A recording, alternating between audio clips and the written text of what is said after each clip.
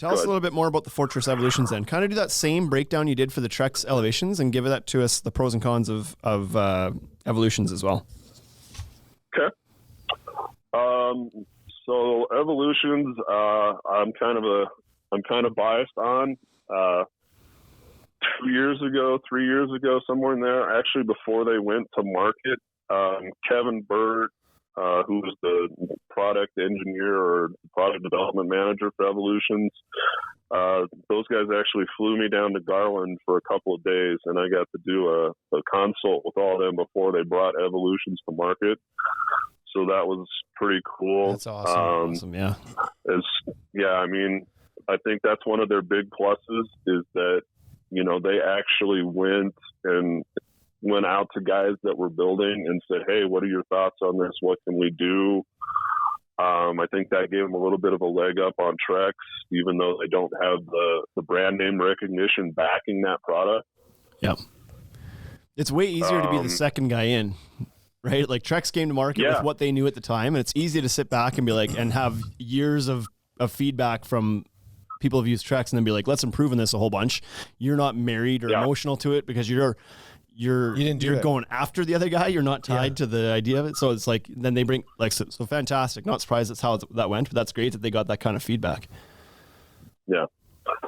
So I think one of the biggest pluses that the Fortress system has for it is that it is actually designed to function as a system.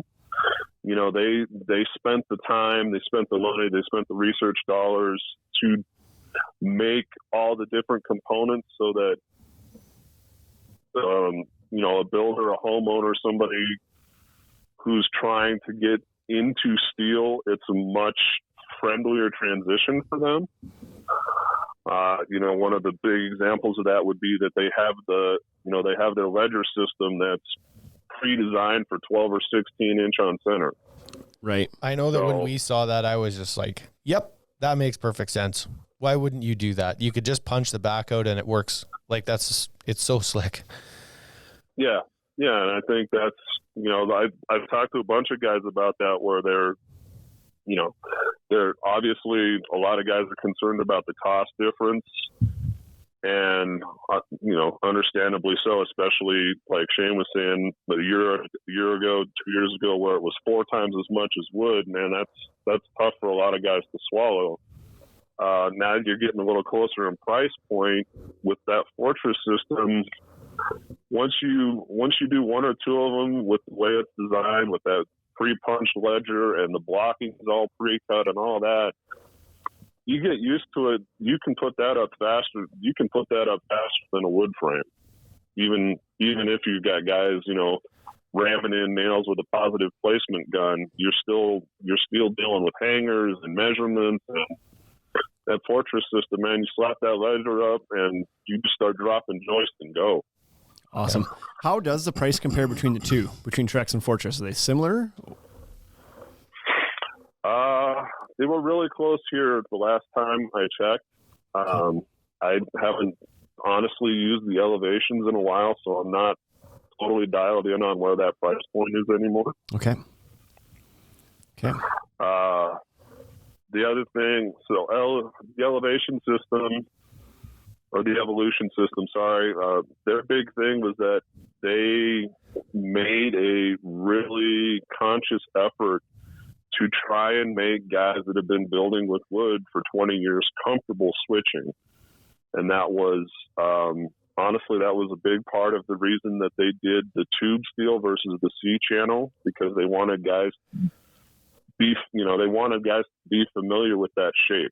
Right. It's so funny how that makes such a difference, right? You grab the joist and it's like, well, this looks and feels like a normal wood joist as opposed to being open on one side, which is, it's funny, but yeah. Yeah, no, I mean, honestly, that's a big thing. I know the first steel deck I ever did, I at the time was trying to work out the blocking and everything else, and with the C channel being open on the joist, man, I put my hangers in wrong. You know, I had to back the stupid L brackets out because I turned the C the wrong way on the ledger, and you just, you don't have to deal with that evolution system. Right. And so what you mentioned before that the Trex was 18 gauge, and so the spans weren't as long as maybe some other options. What's the story on evolutions? Unless they changed, I know at the time they had talked about doing a 16 gauge and an 18 gauge. Okay. I believe that they just went straight 16 gauge tube steel now. Okay. So they get quite a bit bigger spans. Yeah, that's like, what do you get, 20 feet out of that? The last time I checked. I think you can get close to that. That's the nice thing with both. Crazy. That's the other nice thing with both of those systems, the elevations and the evolutions. For guys that are doing their own design work, is you can go right to the website and pull a span chart right off of the website. Makes it real easy to do your takeoffs and your design work. Right. Yeah. Awesome. And it's the great thing about that too is when you're looking at those span charts from those guys, they've got it broken down from anywhere from 50 pounds per square foot up to like 200 for commercial applications. And I mean, you can't tell me how far a 2x12 spans in a commercial application without an engineer typically. That's right. And so the standard framing for the Fortress is typically, it's mostly 2x6, isn't it? Or is it? It's all 2x6. Yeah. So that solves your riser issue, I guess, right? You can use standard risers on it then. Okay. Yeah, it's definitely more. It's cheaper to put fascia on, with the caveat that the steel screws cost more. Right. Yep. Okay. So any other pros before we tear this thing apart? The black powder coating is nice. It seems like it's a little bit more durable. It's easier to hide your repairs, and it's black sand, which, I mean, you guys know with the Fortress railing lines, that black sand is a good color, but it's really nice when your framing and your railings and all of that, it's all the same touch-up paint, it's all the same sheen. So it's black, which is popular. So it's a really good looking frame when it's all said and done. It's almost like Trex with their decking colors are beautiful, but it's almost like their tertiary accessory products, whatever, that they just go for whatever they can find on sale at the discount bin for the colors. It's like Rain Escape. Right? How about orange? I guess orange. Like, right. I suppose somebody out there probably likes orange. It's like, how about terracotta is a really good color. Yeah, terracotta it's hot. I think it's going to be trendy. Stop. I think that was marketing ploy, because the terracotta Rain Escapes was so god ugly. You had to finish the ceiling underneath to hide it. Right. Yeah. Exactly. Yeah, they must have bought shares in Tongue and Groove Pine right after that. So I always speculated for years. It was like, because everybody always asked. The customers would ask. When I was building, my guys would ask, like, "Why is it orange?" I was like, "I don't know," but I assume that black must not work for some reason. It must like shrink, must move too much in the sun. I don't know. And then they came out with black. So I was like, well, I guess that wasn't the reason. Right. I don't know why it was ever orange. Right. So anyway, so works better as a full system, much friendlier transition, more familiar to wood. The 16 gauge tube steel works good. The 2x6 profile works good. Powder coating is black and more durable. Anything else to add to that? I believe right now, and I was talking to those guys just the other day, for guys that are looking to get into the game, if you get a hold of the regional guys or your local Fortress rep, I know that they're doing free takeoffs on projects for guys right now. Oh, okay. Yeah. So that's a big help for somebody who's trying to figure out what you need to get started. Right. Yeah. That's a good move on their part. I imagine that the Trex guys would probably do that as well, but it's like, you have to, if you don't know how to do the takeoff, you need to help them so that you can break that barrier, right? Yeah. Yeah. Yeah. I know for a while there, Trex was offering the design, like a design takeoff service. But then the last time I looked into it, they had started charging for that. And as of now, Fortress isn't. Right. They're like, Scott, we've done enough of these for you. You know how to do it now. Quit being so lazy and do your own takeoff. Okay. Something like that, yeah. So, Fortress, all roses. Why is it shitty? What are the drawbacks? What do we need to know? It's heavier. Okay. Obviously, the tube is heavier. The knock that is you see in some of the Facebook groups is that it is the steel's coming from China, where the elevations is American-made steel. Okay. So that's, in today's climate, that's a legit concern for a lot of people. Sure. Comes preloaded with COVID. Yep. Oh, Right. Too soon? Yeah, no. The other knock would be the fasteners, the Fortress brand black coated screws that the system can use are less than stellar, let's say. Okay. Why? What's wrong with They're them? not the best screws. They don't drill as well, and the heads on them are a little flatter, which is, it's kind of nice when you have to go and put the boards on top, because that screw head's the hex head profile is a little lower. Yeah. But when you're actually installing them, they don't want to stay in your driver. Oh. And I see. they just don't have the bite. But fortunately, they aren't married to those screws. We actually use Fastener screws now, and the Fortress guys have said that they don't have any issues as far as warranty and all that using the Fastener screws. And the difference primarily being just the more travel distance on the head, like a taller head on it. That's what you like about the Fastener ones?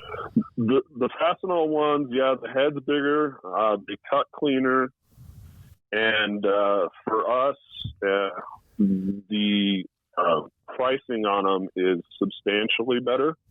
Okay. So, I think the Fortress screws are like 100 or a 300 pack, depending.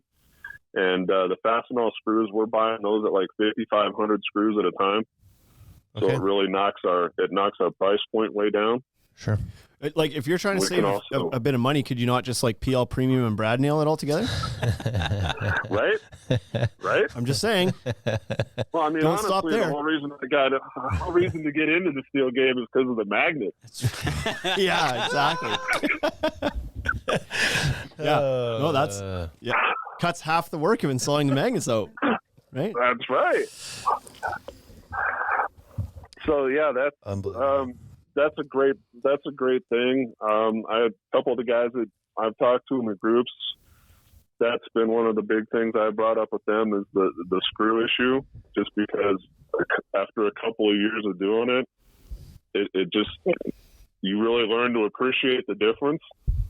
Yep. Yeah. Yeah. No, first time using it, probably nobody would actually pay attention to that, right? You don't know until you've tried something else that it can be better. Just a quick comment from Right. New England Deck Pros says you just have to, instead of getting the guy to pull out the power planer and playing down the high joists a little bit on wood framing, with Fortress, you just have to get out the bottle of Lysol wipes and wipe Clean all every that. piece down as it comes off the truck. Right? Comes out, wipe it down. Sanitize. Right. One of those weed sprayers, just good to go. What are you doing? Disinfecting my deck? Came from China. Yeah, that's right. This is a funny, That's a funny tie-in. We get messages from Chinese manufacturers of wood, plastic homes, and decking all the time, usually on Instagram or Facebook or whatever. And I got one yesterday. Oh yeah, same here. Yeah, sends a bunch of pictures of same profile and stamp that you see on it, pretty much anything that comes out of China. And would you guys consider buying Chinese decking? No. Where do you currently buy your decking? It's all USA and Canadian made. And he laughs. He's like, USA made. Ha ha ha ha ha. And I was like, you don't understand the environment over here right now. That's not how people here feel. Yeah. But apparently they might feel the same way about U.S. steel as the U.S. guys feel about the Chinese steel. Yeah. They might. Yeah. Okay. Any other things that guys should know about that maybe aren't as slick about Fortress? if you get outside of the typical parameters, it can be a little bit daunting, for lack of a better term. You know, you end up, say, 10-inch on center or something like that. It's the system component doesn't really kick in, and now you're kind of treading in unfamiliar territory. And so is that because they don't have adapters? So, for instance, you need to move a joist cavity a little bit because you have you got a vent that you need to get around, or you have an outlet box you have to get around. So do they just not have the right adapter to fasten onto the ledger so you can make those adjustments? You can use the L brackets, which is what they have you do. Okay. They just don't have the punch outs for anything other than 12 and 16 on center. So you don't get that slick bracket that pockets through the back side. Right. So how does that work when you do have to move a joist and you're not going to use one of the pre-cut pockets? Because there's a flange that kind of, like, the cut is basically folded out, is it not? And it slides over top of it, or am I remembering? I think that's how I remember it. So do you just pound those flats? There's the flaps are usually on the outside for the rim. So they make two different rim systems for that system. Oh, I see.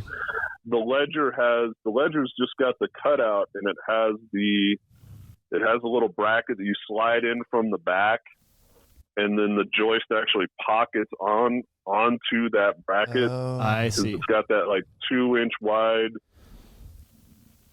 It's like a profile that stuffs inside the joist. Okay, sorry, I got to cut you off here for a second. Scott, sorry, I'm going to cut you off right here because our time is going to end. We're going to restart the Instagram. We'll get you to join back in, okay? It's going to shut off in 5 seconds, so we'll get you to rejoin.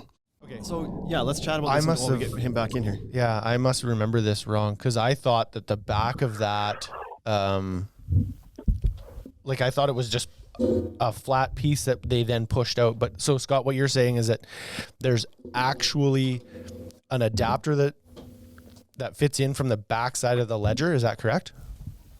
Yeah, on the actual pre-designed ledger, there's I believe they call it a ledger bracket, but it's designed that you put those in advance and then mount the ledger, and then the way it's designed is the joist just slides right over that.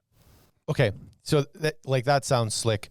Do they sell a tool that you can then use to punch that back of the ledger out on your own?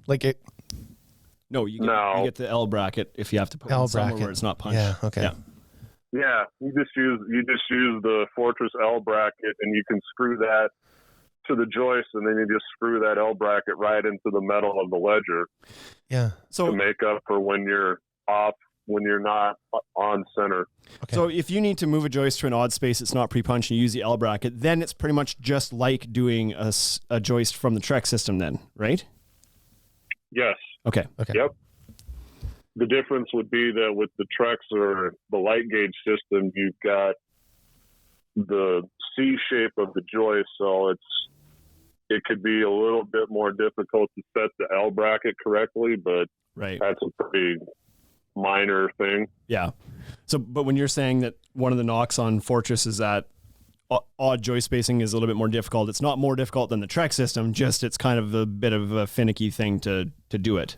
Not necessarily worse than other systems. especially first time. Yeah. Beyond that, it's fine. Yeah, and maybe it's only frustrating because you know how slick it is when the system works, right? They made it so too easy. Yeah, they made it great, exactly. And then as soon as that doesn't work, it's like, oh, okay, well, it could be better. Okay. So, yep. This seems is easy to me. This is a great list of things. This is good. We're doing some learning today, I'll tell you that. So now, sorry, go ahead. No, I'll let you finish your thoughts. I'm about to change direction here, so you finish your thought. Okay. The big thing, and that was one of the things that came out of, I think that came out of the visit to the plant. With that bracket system, they cut the fasteners way down for guys in the field, so the install time's better. With those pre-punched ledger brackets they have, you're only putting one screw on each side of the joist, so you're driving 2 screws, whereas the elevations, they want you to use an L70, so you're looking at 8 screws versus 2. Holy boy. Right. Okay. I think that's very important to reduce your amount of labor on that, because your material costs are so high, right? If at the end of the day you're trying to provide a deck that's $75 a square foot or $50 a square foot, and your material is way up there, then your labor has to come down. You know what I mean? So yeah,